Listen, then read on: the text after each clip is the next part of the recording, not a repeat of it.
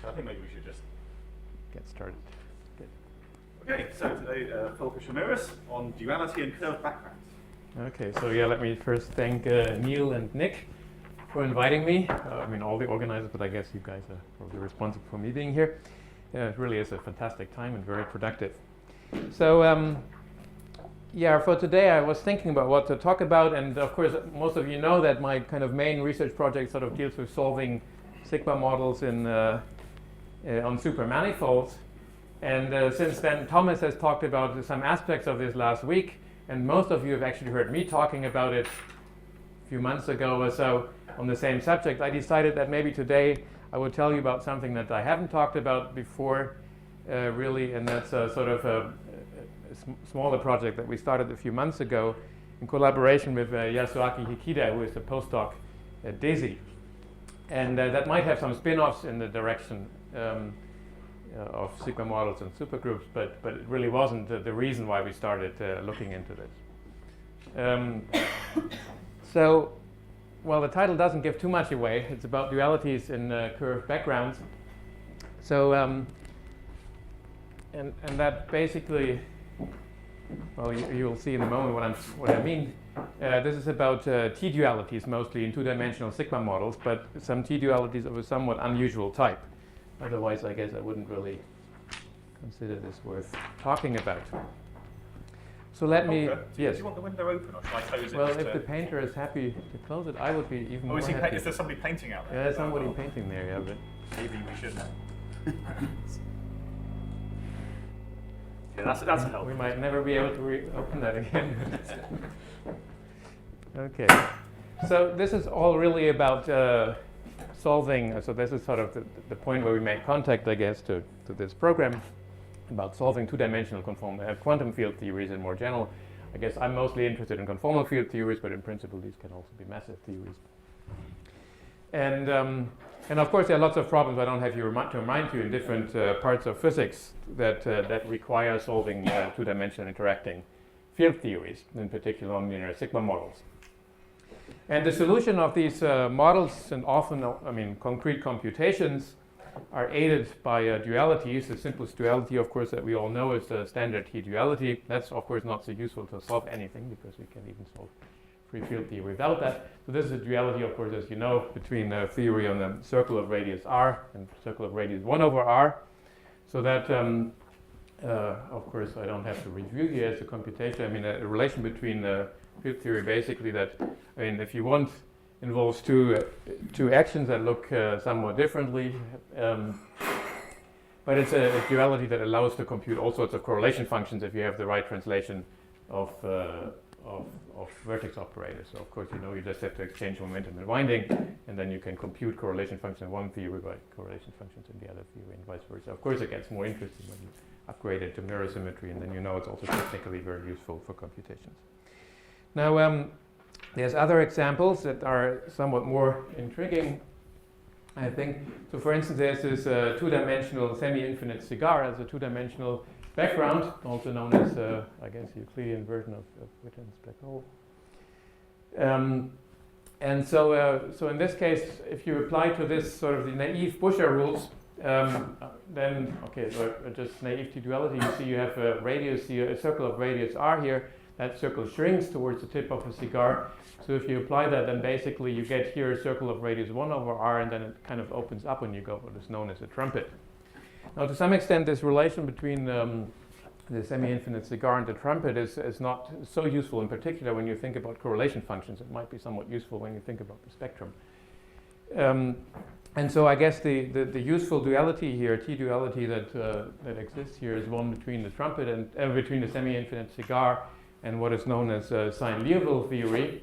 So in this case, the dual thing is just a cylinder with radius 1 over r, and on that cylinder you have a potential that grows exponentially in this direction, so to kind of cut off the dual of this tip somehow, and has a cosine factor that depends on this angular coordinate.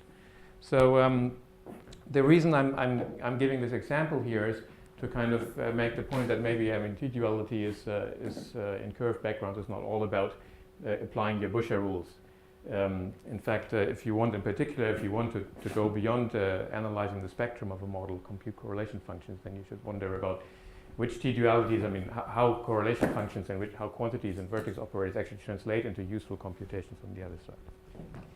So that's just to get you warmed up a little bit. So throughout the next 3 transparencies, I will kind of prepare this T-duality that I'm going to talk about, so that I can state the main result, and then I'll give you the outline over the rest of the talk. So let me start first to explain one theory that probably most of you know quite well, and that will play an important role in the following. That's sort of the standard example of a non-rational conformal field theory, a theory with a non-compact target space, and that's known as Liouville theory. So in this case, you have basically, I'll kind of use always string terminology, although of course I'm talking just about the conformal field theory. So for those of you who find that confusing, they are warned from the very beginning. So that basically describes, if you want, a string moving in some kind of in one dimension with an exponential potential that grows on one side, positive phi. And in this theory, we have 2 parameters. We have this so-called bulk cosmological constant, mu b, and then we have the parameter b that appears up there in the exponential. Now these 2 parameters have an interpretation. This mu b is actually kind of a very trivial parameter, so all correlation functions depend in a very trivial way on this mu b, because it cannot be renormalized through a shift in the 0 mode of that Liouville field of field phi. So that determines all the dependence of correlation functions on this mu b. The parameter b sort of dials the stringiness, if you want.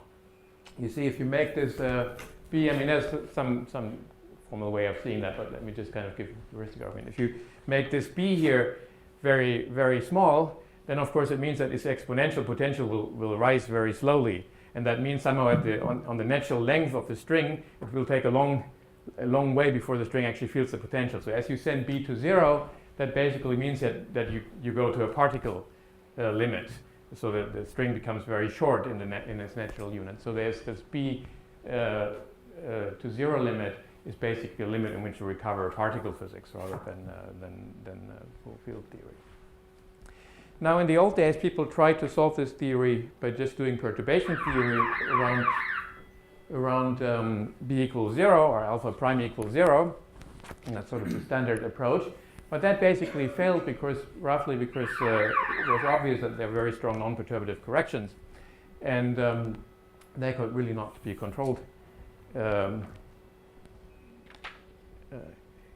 very easily. So, but then you observe that when you study this, even a very simple question in this model, namely the question of how to choose of quantum conformal invariance, it kind of suggests that the solution to this theory should have an interesting symmetry, namely a symmetry under b goes to 1 over b.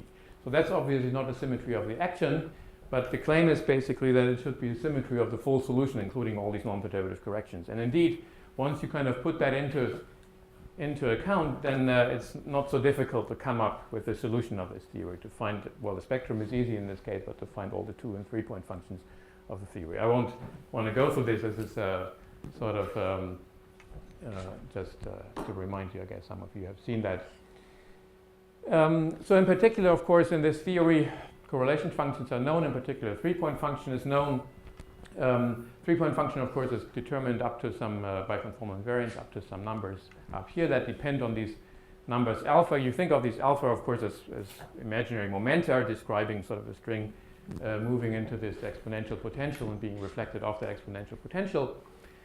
And so, so these couplings, they describe basically, of course, the probability, if you want, of 2 strings of momentum alpha 1 and alpha 2 combined in a string of momentum alpha 3. There's no momentum conservation, so these are highly non-trivial functions of alpha 1, alpha 2, alpha 3, and they can be expressed in terms of Barnes double gamma functions. And that was first proposed in 95, I guess, by Dorn and Otto, and also some Logikovs, and then in a very long series of papers proved by Teschner and Paul. So that's just a brief reminder on Liouville theory. It's a big success, but such a nice theory can actually be exactly solved. But of course, it's a one-dimensional theory, and you might wonder now about other models, and I'm going to show you now a higher dimensional theory that, again, I guess many of you have seen before. that describes strings moving in an ADS3 or Euclidean ADS3 space with some background flux. So the Euclidean ADS3 we're going to think about as this kind of solid cylinder, and the coordinates we use is a radial coordinate phi and then two coordinates gamma, gamma bar that basically parameterize this boundary of the cylinder. And then the metric of ADS3 is I wrote up there. So this parameter b here that I use here that basically controls the curvature radius of that ADS3 space. And in order to make this theory quantum scale invariant, you have to also add some kind of magnetic field here. And that's the formula for the magnetic field. And then you can work out with these formulas, you can work out the action describing strings moving in this curved background, three-dimensional Euclidean ADS. And the formula for this theory is this. So there's this field phi describing the radial motion, and gamma, gamma bar describing sort of the motion in two other directions. And so what you're interested in this theory is to compute correlation functions of vertex operators that, for instance, describe a string that moves with some momentum through this background. So of course, since the background is three-dimensional, there's three momentum components. And so vertex operators, except for this normalization that you can forget about, the vertex operators have pieces exponentials involving this field gamma, gamma bar. So mu, mu bar are some kind of complex momenta, again, describing momentum in the gamma, gamma bar direction. And this momentum in the radial direction is what I call J. Okay, so there's a few shifts, but otherwise, I mean, that's basically three momenta. That's the three parameters that parameterize these vertex operators, J, mu, and mu bar. J is continuous here, or? J is continuous, mu, mu bar. Everything is non-compact, so everything is so that's the kind of vertex operators that you would like to insert, and you would want to compute scattering amplitudes for these vertex operators, let's say. Okay. So I should say that this theory has been solved directly. Also, I mean, shortly after the Liouville theory had been solved, and the sequencer works by Teschner, using more or less the same technology that was used for Liouville theory. In fact, he kind of even developed that theory technology further, and then we applied it also to Liouville theory. But somehow I will kind of propose to forget about that solution and try to solve it once more, just using Liouville theory. So the proposal is that maybe we can actually solve this theory only knowing that we can solve Liouville theory. And so you see, like I'm going to give you some kind of ridiculous argument, which is probably not correct. I mean, the first moment you could think that this might work is, I mean, I told you before, I mean, this looks a little bit like Liouville. Of course, you have this exponential interaction there. And I told you before this parameter mu b in Liouville theory was sort of a dummy, I mean, very trivial parameter. So this is now replaced by some fields here. And so you might think that maybe somehow you can absorb these fields and sort of bring it down to Liouville theory. Of course, this argument only works after a few beers. Of course, there's an obvious objection. How can that possibly work? Because on one side, we have vertex operators. Each of them carry three momentum components. On the other side, vertex operators have only one momentum component. So how can you possibly store all that information about the three momentum components in the Liouville site? So that might seem to kill the proposal right away. But here is the statement that I promised to give you, and that we will be discussing as we proceed. So the claim is that this relation actually does work, and it relates basically. So on one side we have this tachyon scattering amplitude in this Hg plus or Euclidean ADS3 theory, which where vertex operators carry this momentum mu nu and j nu. And of course, in this theory, you have momentum conservation in the mu in the gamma gamma bar direction. So there you have non-vanishing correlators only when the sum of the mu's is equal to 0. And in that case, the claim is that you can write this correlation function through a correlation function in Liouville theory, where you have n vertex operators in Liouville theory inserted here, with momenta alpha nu, and these alpha nu are just related to the radial momentum of the vertex operator here, so they're determined by the j. But then in addition, you have n minus 2 extra fields of Liouville theory inserted with no momentum. I mean, the momentum is set to minus 1 over b here, but the insertion points somehow are chosen properly. And the claim is if you choose these insertion points of these extra fields in the right way, then this actually can encode all the information, can be used to encode the information about momentum on this side. Okay, so this is, so let me, I'll do the counting in a moment for you. So again, I mean, this correlation function here is computed in this ADS3 Westerwiener-Novikov-Witten model. It's a theory of central charge, which is 6 plus quantum deformation, 3 plus quantum deformation, that's three-dimensional target space, and then there's a central charge gets deformed. This correlation function here is computed in a Liouville theory with a central charge that is 1 plus quantum deformation, so this is roughly a one-dimensional target space plus the corrections. So these are computed in two conformal field theory of different central charges, and the claim is, as I said, we will see formulas later, if you adjust these parameters, the insertion points of these extra fields properly, then you can actually encode the entire momentum dependence of these correlation functions in this correspondence. So let me first remark that, of course, most of you, I suppose, have seen or heard about relations between Westerwiener-Witten theory and Liouville theory, because there's a standard relation that is called Hamiltonian reduction, which basically claims that somehow a certain subsector of the Westerwiener-Witten model can be basically is related to Liouville theory or minimal models. Now, to some extent, what I'm claiming with this relation, is that this relation that is won through Hamiltonian reduction can actually be upgraded to a full equivalence of these models. In fact, all the correlation functions can be computed. So, so somehow this Hamiltonian reduction becomes rather a duality than the Hamiltonian reduction. Now, I promised I would do the counting for you just to see how this works on the number of parameters. So, on this side of this equation, we have, as I said, n vertex operators, each of them carrying 3 real momenta. So there is 3n momenta here. There's 2 conservation laws for the momentum in the gamma and gamma bar direction. So the number of parameters on this side is 3n minus 2. Okay, and on the other side, we have, well, there's n vertex operators of this type. They have all like a 1 parameter momentum. So there's n real momenta here.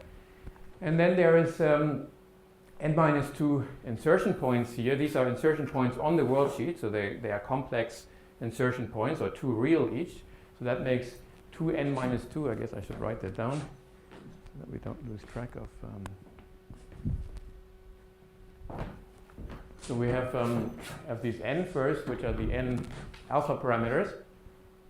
Then we have 2 because the insertion points are complex, n minus 2. And then, of course, we also have, and I didn't talk about this, we have this bulk cosmological constant of Liouville theory, which in this correspondence somehow becomes complex. And so that adds another 2, and that's part of the relation. And so you see this makes 3n minus 2, so it can work. So all the parameters have been used. Okay. Are you claiming this equivalence on worldsheets of arbitrary topology, or just? I'll talk about that later. For the time being, it's on this formula as it stands is on the sphere only. But we'll talk about, I mean, of course, if I claim it's a full duality, it should work for higher genus surfaces. Well, in particular, the partition function should be the same, right? Yeah. We will talk about that. So you have to pick different values of the cosmological constant on the right to match all correlation functions on the left. I guess that's one interpretation of this. I mean, yeah, I mean, I was not very, I mean, there's a bunch of prefactors here. I think you can reinterpret that as a proper, yeah. I don't know. I mean, for this counting, it certainly works. Yeah, I think it's a subtlety that maybe I can show you. When the formula that I've written here is not totally precise. There's a few little things missing, just to make it fit into one line. And if I add these things, I think it's a fair statement that it's actually this bulk cosmological constant. Okay, so now let me tell you, well, what's the plan for the rest of this this hour.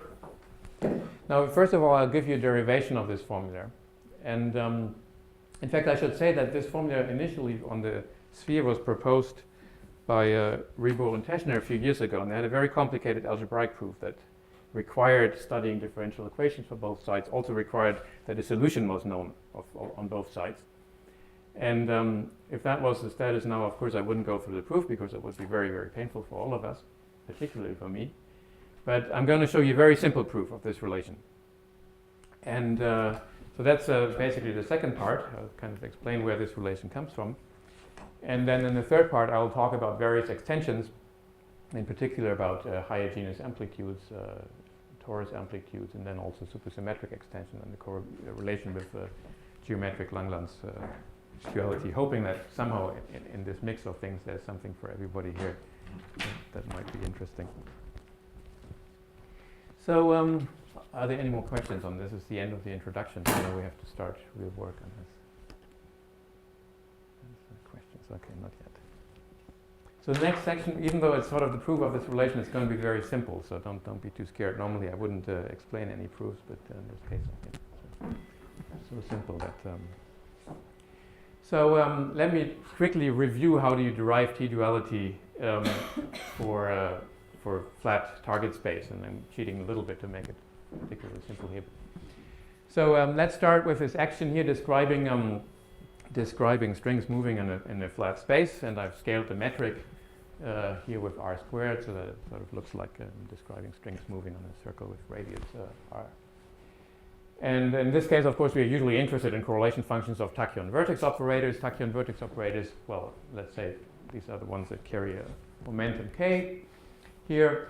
And for the computation below, I will actually rewrite this this exponential of ekx. You can probably not really see that because it's green, but I write it as an integral over ik x of w bar, and then multiply with a delta function that brings it back to the point z bar. And so then I can basically think of this things as being added to the action. So when we derive T-duality, we basically, what we do is we pass to first order formalism. We introduce some new fields beta bar, and use this action now. Now this action, you see, if you integrate out beta bar, as you all know, then you come back to the original action. But if you integrate out the x, you come to this dual theory. So if you integrate out x, you see what happens is that, of course, x is linear here in the action. X is also linear in the vertex operator, so it's just going to give you an equation for the coefficient of this x. And the coefficient of this x is, by partial integration, is del bar beta plus del beta bar, and then plus the coefficient up here, so which is the sum of delta functions. Okay. So now the next step is, so this is a condition. Next step is that you solve this condition in terms of a new field, that's the T-dual field y. And you can do that in this following way. I mean, you can just set beta is del y and beta bar is minus del bar y. So that would solve, I mean, if we had no source terms here, then this would certainly solve this del bar beta plus del beta bar equal to 0. That's the standard story. With the source terms, we have to add at least to 1. You can also make that symmetric, but you have to add an extra piece here, keeping in mind that del bar 1 over z is a delta function. You see that then this choice here satisfies this condition. And then once you have that solution of this constraint that you obtained by integrating over x, you can insert that back into the action. So these terms are now gone. Only this minus beta bar r to the minus 2 term is left. You insert the solution here into this term, and you see you get, of course, a kinetic term for y, with r squared being now replaced by r to the minus 2, which is, of course, this standard way T-duality acts. And then you get also a cross term, which is this minus del bar y times this sum over these things with poles at z nu. So you can do a partial integration again. And when the del bar hits this thing, it gives the sum of delta functions, and then you get, again, vertex operators inserted at points on the world sheet, right? So that's how you see that you relate this computational correlation functions in these 2D. So that, of course, was easy, as I promised. That the next thing is not going to be much more complicated. So here I don't take. So now let's try to implement the same in our problem of strings in ADS3. So let me put up the action again. So that's the one that we want to study. It's the action and the vertex operator. So that's the problem that we want to solve. Now, recall from the previous transparency, our first step would be to pass to a first order formulation, right? So that's the first step in deriving T-duality. So we should introduce some fields, let's call them beta beta bar, related to this gamma gamma bar. Okay, and so the first order version of this theory is given by this action. Now again, you can easily check that if you integrate out beta beta bar, then you pass back to this theory. Okay, that's obvious. So note in this relation, this exponent plus exponent gets the minus exponent here. So that's coming back. So that's an equivalent formulation. And now we do this the other way, right? So we have to integrate out, instead of beta beta bar, which just brings us back from where we started, we integrate out gamma and gamma bar. Okay, so now let's do that, and we do it more or less the same way as before. We have two fields now, gamma gamma bar. They appear again linearly in the action. They appear also linearly in the vertex operators. Think again of the vertex operators as being written as an integral with delta functions. So then you get two equations, of course, since you have two fields to integrate out. The first equation is del bar beta, is the sum of delta functions. And the second equation, of course, is similar for del beta bar. So that's the equation. Now in this case, this equation uniquely fixes beta, at least on the sphere. Because that just tells you when beta here has to be a one differential, and this story here tells you basically that it has you can integrate this equation, and it's going to give you beta being a meromorphic function on the sphere, which has poles, of course, in the points z nu and residues mu nu. And of course, if that's supposed to be a well-defined meromorphic function on the sphere, the sum of the mu's must be zero. The sum of the residues must be zero. So that's this. So the beta. So again, we integrate out gamma gamma bar. You get this condition. This constraint in this kind uniquely solved. I mean, there's a unique solution, which is just given by this numerical function here. Of course, it's a function depending on the z nu's and the mu nu's. Why can't you add any holomorphic function? Oh, there are no. Yeah, there's no holomorphic functions on the functions sphere except you for the can add constant. to that. Well, we come to that. Of course, that gets slightly more subtle when we get Right. to So in higher genus, you can. I'll discuss. So next step, yes. What fixes the addition of the constant?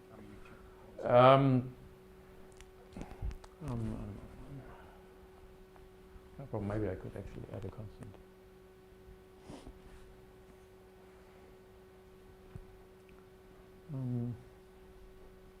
Obviously, I think I could add a constant. Yeah, I probably had to. Nothing called an infinity. Really, no normal constant is there.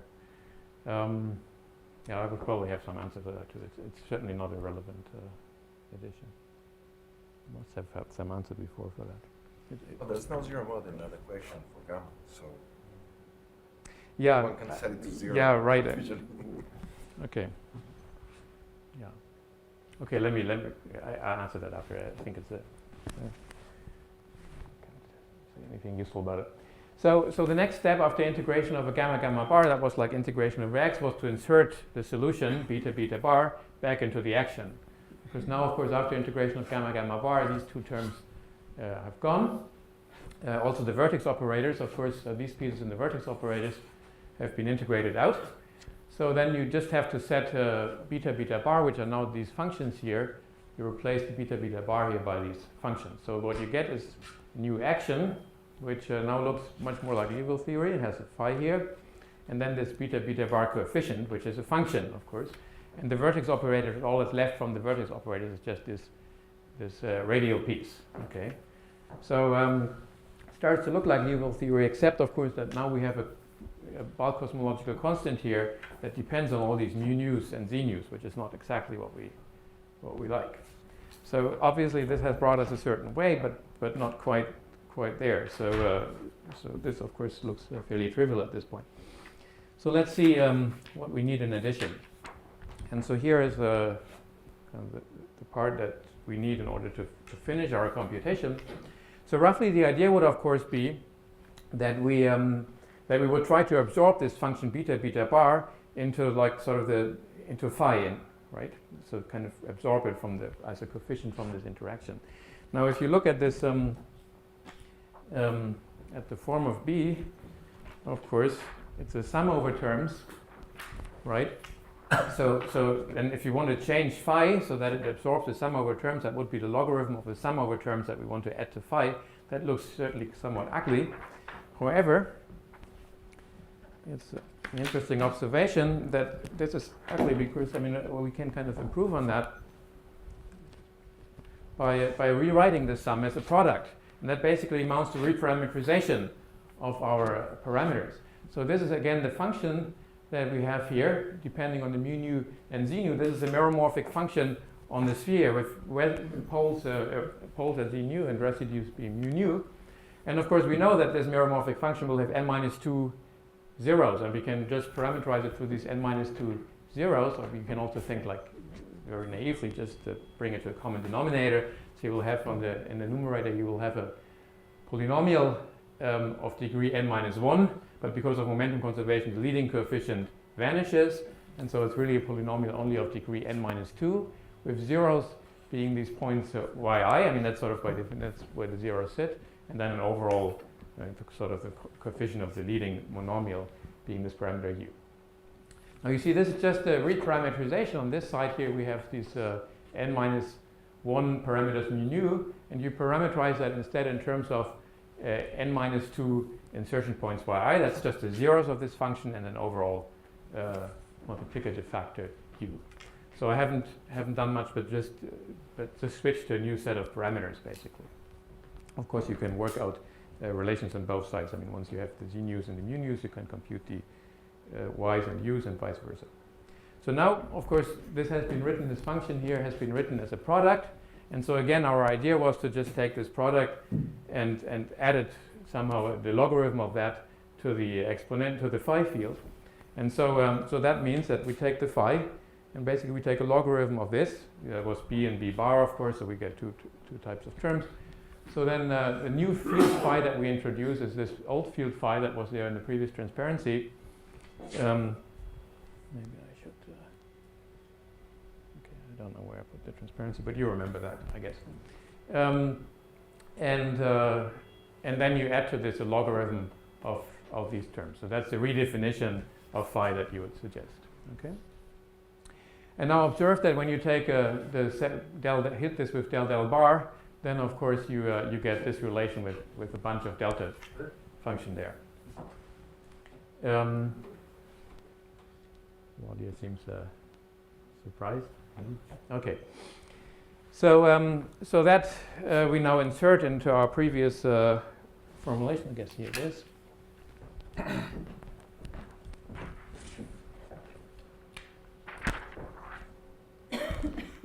We insert in here. Okay, so once we insert the BB bar here and redefine the phi in this way, this interaction term here becomes the same as in Liouville theory. This coefficient now is constant as we wanted. But of course, this kinetic term here has to be treated properly, right? So for that, I mean, in order to see what happens, basically do a partial integration. You have phi del bar phi, and then you insert all these formulas that I had here. And what you see is, of course, there's one term that is del bar phi times phi. That's the kinetic term for the phi field, for the Liouville field, as you want it. But then, of course, you have all sorts of cross terms, as in the previous computation for T-duality. So you get, in particular, you get terms where phi meets one of these terms here.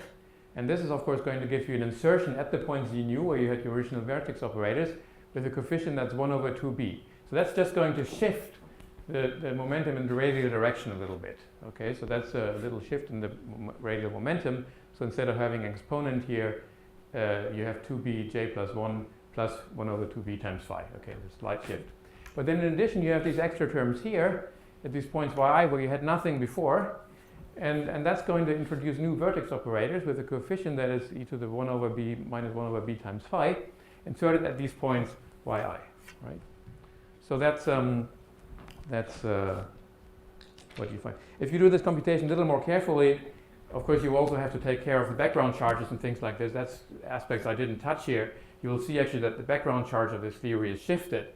So as to make, I mean, you see this in this theory here, in the initial theory here, this theory was a dimension 1, 1 operator. This had dimension 1, 1. So this is a dimension 0 thing. But in this theory, in Liouville theory, at the end, this e to the 2 by b phi is a dimension 1 field. So there's a shift of background field which you can actually trace in the computations. So that actually is the origin for the shift in the central charge. That is actually a relation between two theories with different central charge. And you see what we have found now is what I promised. We have found a relation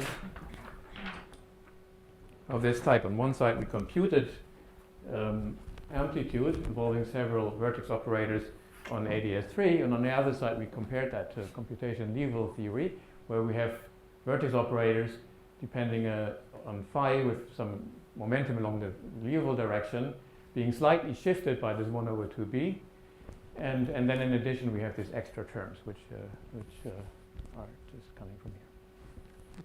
So that's the derivation. So it wasn't so painful, I guess. I hope. So as you see, this is actually very simple, and in particular when you compare it to this original proof. As I said, on the sphere, this relation was proved a few years ago before, and at that point it was actually very difficult. And I mean, their derivation was very difficult. So here, of course, it's very easy. Now this, of course, gives us hope to go beyond, and that brings us, unless there's questions, would bring us to the third part, where I was planning to discuss a few general extensions and other aspects of this derivation. So the first part is basically coming back to what Nick has asked about a few times before. So now that we have this nice derivation for the sphere, you can wonder, I mean, how does that work if you go to higher genus? If I claim it's a real duality, then of course it should work on an arbitrary surface. Now, of course, it's fairly easy at this point to work out how this will work. So the relation that you derive in the end is a relation between a scattering amplitude, again, of tachyon vertex operators in ADS3, being related to a relation to a Liouville computation involving these vertex operators with momentum alpha nu. In fact, the alpha nu is the same, in the same way related to the J nu as before. And then additional insertions of vertex operators with momentum minus 1 over b. Now this computation here is done in the same Liouville theory, same central charge as before, so there's no changes in these relations. And the only difference is that in this case you have more of these insertion points on the Liouville side.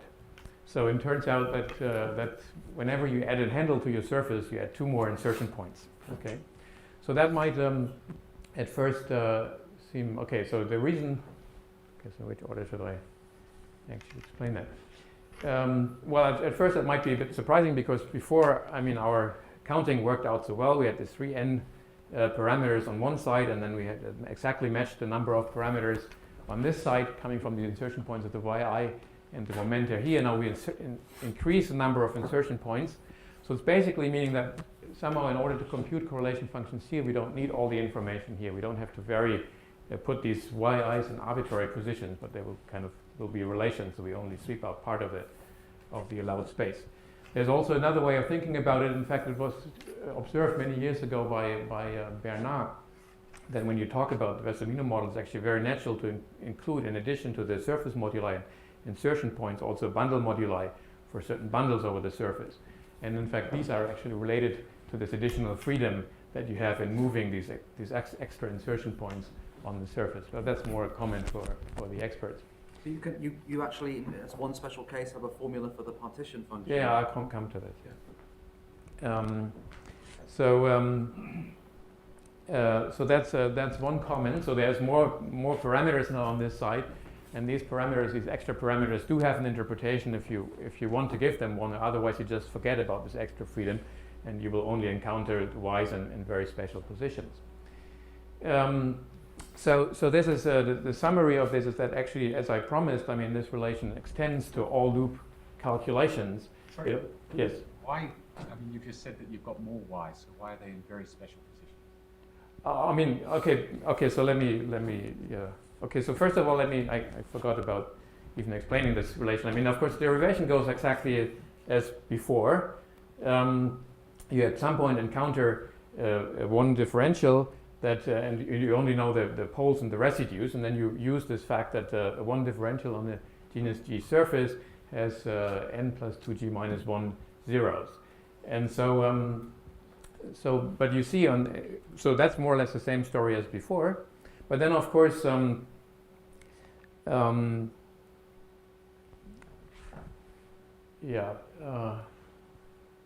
of course, yes, I mean, I guess I wasn't really prepared to go into that much detail. But then, of course, I mean, there's of course one freedom is that now, of course, these differential equations that we have don't really fix completely the beta, but only up to holomorphic differentials. Okay, so this time there's, of course, I mean, that's actually the answer for the previous question. There was no zero mode because we were talking about a differential, one differential, not about a function. And so now we get the zero modes once we go to genus 1. And so there's some freedom here. And if you kind of fix, for instance, those zero modes, do I want to say that? You have to integrate over them, right? I mean, yeah, at some point you want to probably integrate over them. I mean, yeah, I think again, I would prefer to discuss this after, because it's getting a little technical. There's more parameters on this one side. Eventually you want to integrate over those parameters, which you can do. All this dependence is somehow encoded in these insertion points yi. So somehow if you want to integrate over those zero modes, that means that you would do an integration over some of these coordinates yi in some sense. So there's some kind of integration involved in it. Depends a little bit on how you set it up. And again, yeah, I mean, this story matches quite well. But I mean, what I roughly was talking about is that if you fix your parameters mu nu and z nu, then of course you have only these n parameters here, and somehow on the other side you have more parameters. It's true that for the physical correlation functions you would integrate over some of these parameters, and that doesn't really exhaust everything. There's even more parameters that you could play with. Again, I could probably state that very precisely. I tried to kind of be a bit imprecise. Could one also integrate the one differential over loops and require that on each closed loop that you're integrating, you get a proper conformal weight or a proper periodicity of the model? I'm not quite sure I Right, understand. You can give them non-trivial boundary conditions to beta, if that's what you're asking, and that also is related to some of this freedom of moving these boys. But I was just thinking of handles. Yes. You're going to have contour integrals over the A and B cycles. right, one I differential. don't know where, but yeah, sure, yeah. So I So can. the question is whether you want to fix those instead of fixing the y positions. Yeah, I mean that's certainly also related. I mean you can fix the boundary condition for the beta along cycles, make them non-trivial, and that actually also translates into moving these positions yi. So that's part of the story that I try to kind of shortcut with these two lines. Again, I can give you precise formulas and show you precisely how these things are related, but I think that would go a bit too far now. So let me just summarize this again. So this relation always involves the same Liouville theory on both sides, or same models on both sides. So central charge on one side being this 3 plus something, and on the other side it's this 1 plus something. And there's an exact relation between these correlation functions. Now let's apply, because Nick asked me several times to do that, apply that to the torus. I should say in this particular case the torus amplitudes are essentially trivial, because these are non-compact backgrounds which somewhere at infinity there's no interaction, so the partition functions actually do not look particularly interesting. But if you apply this relation here to a torus amplitude, you see torus amplitude means on this side, well, G is equal 1, and we have no fields inserted. That's the torus amplitude. So that translates here into, well, on the Liouville side we have to insert, well, there's no fields here, of course, because we have no fields inserted here on the torus. But we have to insert n plus 2g minus 1 fields. Now n plus 2g minus 1, if g is equal 1 and n is equal 0, is 0. So there's no field inserted. So really it relates some of partition functions to each other. Okay, as it should be. I mean, in this case, it's not a particularly useful relation because the partition functions are so simple. But it's really a relation between partition functions, and then on top of that, once you start computing, inserting vertex operators, it becomes actually kind of non-trivial. But for the partition function, it's kind of a trivial relation. Is it a duality in the sense that when the target space of the Wessamino-Witten model is very large, the Lobel theory becomes strongly We'll coupled talk or about something that. like We'll that. talk about that in a moment. So that was the first extension. So you can take from this that actually also works at higher genus. Let me talk about another small extension. A small bit. So that is there's a supersymmetric version of this. Now that we had like this nice derivation, we thought, I mean, what can we actually do with it? Can we actually solve? You see, for the ADS3 case, this was not so useful because the solution was known of the ADS3 conformal field theory was known anyway, so we didn't really solve anything new. But then you can start looking for models that haven't been solved before, and the natural candidate actually was a supersymmetric version, was an OSP 1/2 Westermino non-Coefficient model. That's not the most interesting theory in the world, but it's still in fact, relating back to Thomas' talk last week, it's at least an example of a type 2 supergroup. And I mean, Thomas claimed last week we had basically an algorithm that solves all the type 1 cases, but this is a type 2 case. So in this sense, it goes beyond what we had been able to do before. Anyway, so this OSP 1/2 Westermino-Witten model is a model that, in addition to the bosonic fields that we had encountered before, phi and gamma bar, also has two fermionic fields. Let's call them C and C bar, and that's the action. And so by a similar computation that I've done in the bosonic case, you can now relate that. So of course, naive expectation is, because you know all this story about Hamiltonian reduction, I guess, that the relation would be to n equals 1 Liouville theory, because OSP 1/2, when you do the Hamiltonian reduction, you get n equals 1 Liouville theory. However, that's not quite the right answer. In fact, it's very important that you relate that to a product of a theory, which is one is n equals 1 Liouville theory, and the other one is just a single free massless fermion. And when you work out the correlation, the relation between correlation functions, actually you very non-trivially use this other free fermion theory that is in the theory, because you need the order and disorder fields for this fermion in order to build sort of the vertex operators that are dual to the vertex operators in the OSP 1/2 model. So I spare you the details of this. There's again nice formulas of a similar type as before, where, as I said, in this case you need, in order to compute correlation functions in this OSP model, you need to insert extra vertex operators on this side that are built from twist fields in these n equals 1 and free fermion system, and you need order and disorder fields, and they're just put together from these n equals 1 and free fermions in a way to make something local, so that it actually gives the correspondence between local correlation functions on two sides. So that part of the derivation is actually easy. You can do that for many other theories, but in this case you were particularly lucky, because you remember, in order, for instance, to compute a 3-point function on the sphere in this OSP theory, you need to know a 4-point function, because you have to insert n minus 2 extra fields.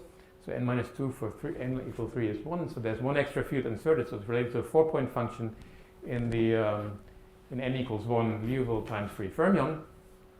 And fortunately for us, this particular 4-point function has been constructed, at least to a large extent, by Fukuda and Husimichi last year.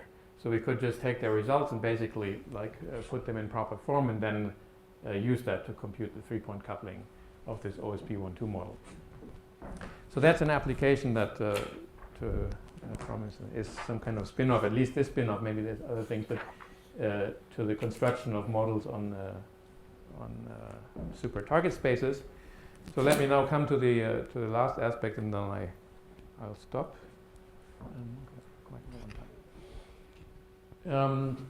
So this is also kind of very schematic. Coming back again to Nick's question. So you can look at a particular limit of this story.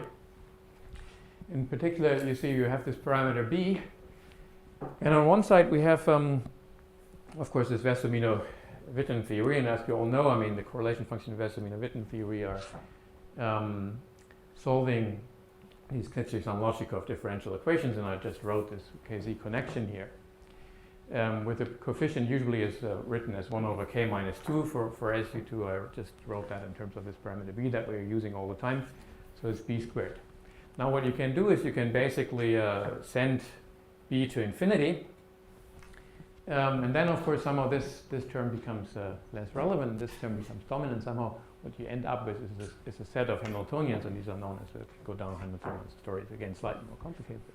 That's roughly what happens. So somehow in this particular limit, when you send b to infinity, then you make contact to Godin Hamiltonians and integrable systems. In fact, on higher genus, that's going to be Hitchin integrable systems. What I was asking about was actually the opposite limit. I mean, Yes, yeah. Can we Okay, understand? just Are you going to talk about that as well? give me a sec. So in Liouville theory, then we can also think about what happens in this limit b to infinity. But in Liouville theory, we know that b to infinity and b equals 0 is the same limit, really, because the theory is self-dual, and the b goes to 1 over b. Right? So we understand that in this limit b to infinity, we basically just recover semi-classical physics of Liouville theory. So as we send b to infinity, we expect that everything is determined by solutions of the classical Liouville equation here, with certain singularities that determine to where our vertex operators sit. So the vertex operators that we had in Liouville theory, of course, were these vertex operators. Okay, correspondence to out there. Yeah. So there's these vertex operators here. If you send b to infinity, these vertex operators are just staying there. And so they tell you that the solution that you're interested in of classical Liouville equations will have poles at the point z nu with a residue that is determined by, or will have singularities, let's say logarithmic singularities with a coefficient that is determined by this coefficient up there. The 1 over 2b disappears because we now have this go to this limit b to 0, and this is sort of so then the other fields, these degenerate fields, actually they don't really appear in the story, because as we send b to infinity, their coefficient goes to 0, and so these are sort of light fields, so they disappear from the story. So really the whole thing gets related to studying solutions of classical Liouville equations with certain logarithmic singularities determined by this nu. And so somehow the story that I gave you between these correlation functions now translates into a story between, on one side, if you want, eigenvectors of Godin Hamiltonians, and on the other side, solutions of classical Liouville equation. So this Liouville differential equation. And that's really what geometric Langlands correspondence is talking about. It's a relation between integrable systems, and in this in particular, Godin integrable system or Hitchin integrable systems, and solutions of these differential equations. And of course, there's also lots of sorts of generalizations of this story. Now, so that was just to give you a rough idea so basically what I'm saying here is that what I've shown you before, if you want, you can think of as an off-critical version of this geometric Langlands correspondence, where the critical case is the one where you send b squared to infinity, or k to 2, which is sort of a very particular limit, where on one side you get classical Liouville theory, and the other side sort of this critical level Wessel-Meinel model, and the off-critical version of that is what we have seen. What are we actually going to be identifying between Okay, and Liouville? okay. I mean, Yeah. suppose we know quite a bit about both sides. I mean, we can write down every classical solution. What am I going to identify back on? Well, basically, I mean, you use you use solutions, and then that's a way to finding eigenvectors of the Godin Hamiltonians, right? And you can derive that by just taking this relation here. Of course, again, there's lots of details I omitted here that you have to fill in order to properly talk about it. But you basically use this relation, and you plug on this side, you compute that in this particular limit, just inserting this classical solution of Liouville theory into the computation of the correlation functions, and that's going to give you something that is like closely built up from eigenvectors of Godin Hamiltonians. Again, the precise relation I could write down, but not within just a few seconds. There's a few things that I've also dropped from this in this description, just to give you a rough picture of it. So, but the claim is basically you take a solution of this problem, and then you plug it into semi-classical computation of this thing. It's going to give you something that is built out of good eigenvectors of Godin Hamiltonian, so you can find them explicitly. And if we know something about the elliptic Godin model, which I take as on your torus, I mean, is there something concrete that we can identify? Well, I mean, I guess my experience with this Langlands correspondence, we have learned this, I guess, in the summer, right? So maybe Frederick wants to answer. I kind of can't answer that. We could think a little bit more about this, but right now I cannot say anything useful. Okay, let me instead just conclude. So what I've discussed here is, as I said, and pointed out many times, it's some kind of duality between two conformal field theories of completely different central charge. and well, target space dimension for that matter as being sort of the crude approximation to the central charge. So we have used that to solve, in particular, this OSP12 Wessel-Mino model. There's other things that one can solve. This duality somehow, I guess, is in some ways related to this initial example I gave between the T-duality between the cigar and the Sine-Liouville theory that I pointed out was sort of the adequate replacement for this naive duality that you obtain by the Bushy rules between the cigar and the trumpet. And somehow it seems that it should be possible to derive this cigar Sine-Liouville duality using the similar tricks, but we haven't quite been able to do that, so maybe there's also some obstacle here. I should say that initially this duality between cigar and Liouville theory is sort of conjecture. There's a proof for a supersymmetric version, but some kind of proof, by Horry and Kapustin, but still I guess there's no complete proof for this duality. So of course one can also do other extensions. As in any T-duality, you can start including branes and study a duality between boundary conditions and open strings. There are some aspects of this that have actually been studied very recently by Fateev and Ribot. This initial example that I gave for ADS3, Euclidean ADS3 and Liouville theory, there's a correspondence that relates certain two-dimensional branes in this ADS3 to the FZZT branes, for those of you who know what that is. You could also go, of course, to look into higher, into examples with more supersymmetry. The basic ideas go through. The only problem, if you go beyond this OSP12 cases, I mean, I told you we rely very heavily on the fact that n equals 1 Liouville theory. Certain correlation functions have been computed before, so that's so there is a relation between, for instance, OSP22, which is actually more interesting in particular in condensed matter theory, to n equals 2 Liouville plus some extra fermions, and the correspondence is basically worked out, but we just don't have the solutions available to find the coupling constants here. And then finally, of course, you would want to do this for higher dimensional target spaces. Of course, we know from both Hamiltonian reduction and also from this, which is, as I said, in particular, that higher rank groups, the Wessel-Mino model, it should be related somehow to conformal Toda theories. Also, this geometric Langlands correspondence works, of course, for higher rank cases. So it's very likely that this will also work for higher rank groups, this same kind of equivalence.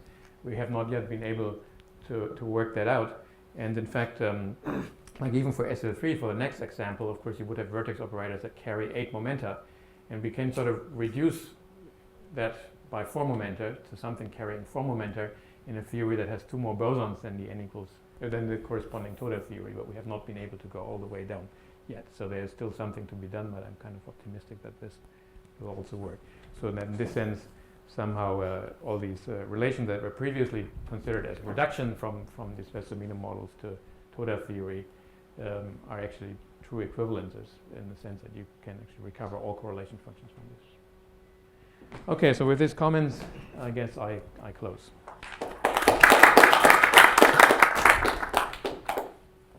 So your results. Sorry. Maybe a naive question, but it seems that this trick also should work for higher dimensional models. For ADS5, where you always have a couple of bosonic fields. Yeah, I mean, these Gaussian fields, gamma. Yeah, sure. I mean, what will happen?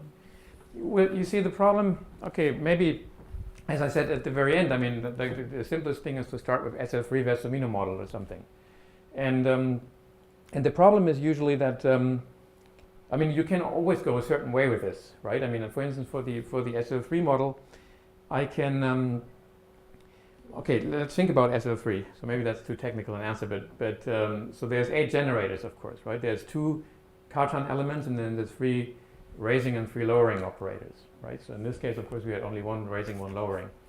So, so the problem is somehow that when the algebra of raising operators, in this case, becomes non-abelian, then what you can do with the same tricks is you can pick sort of an abelian subalgebra and then integrate the momenta corresponding to that abelian subalgebra. But as soon as there's another generator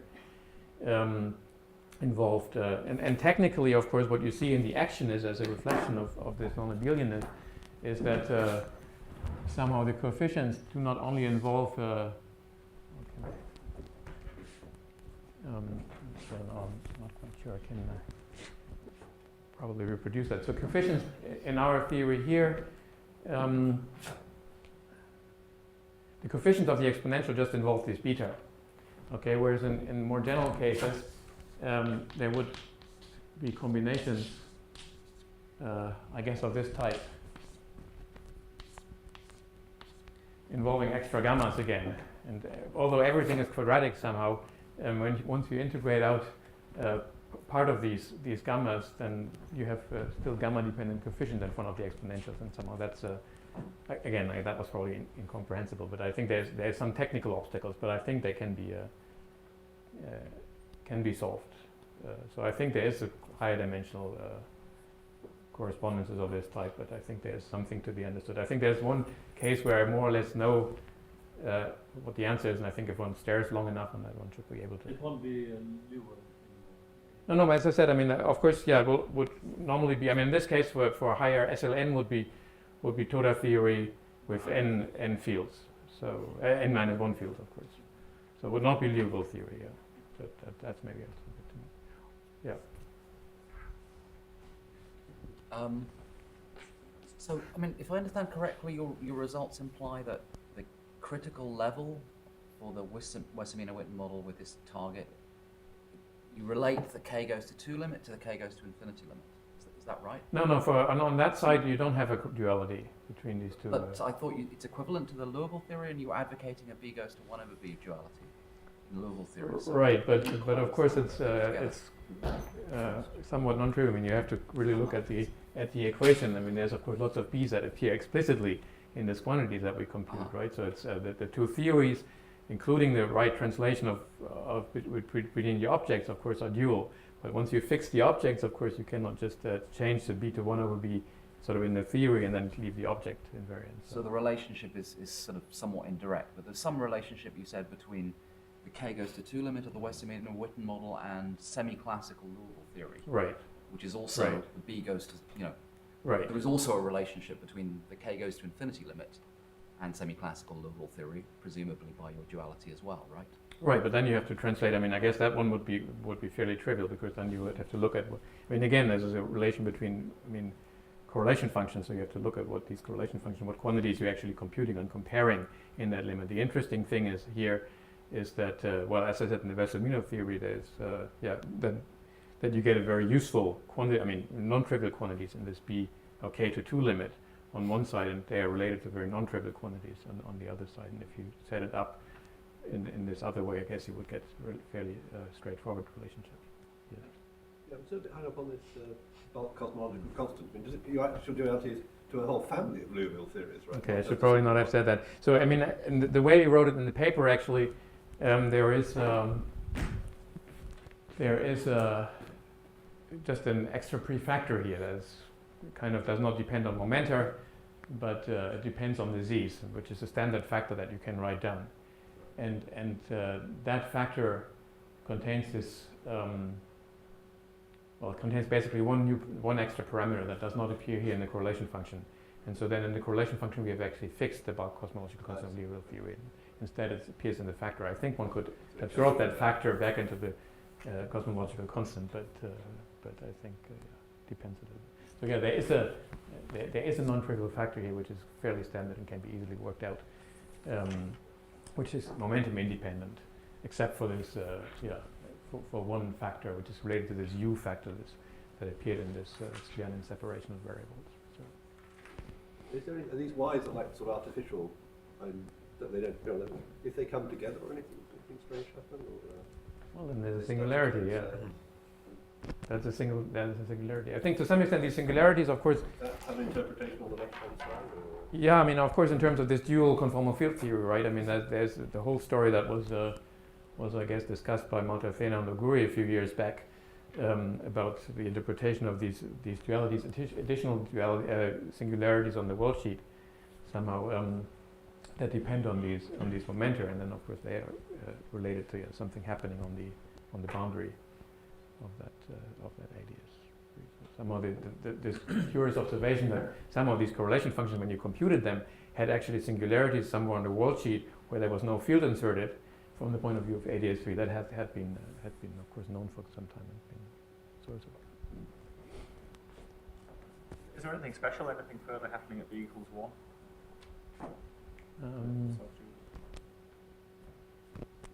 Not that I would know of anything, but.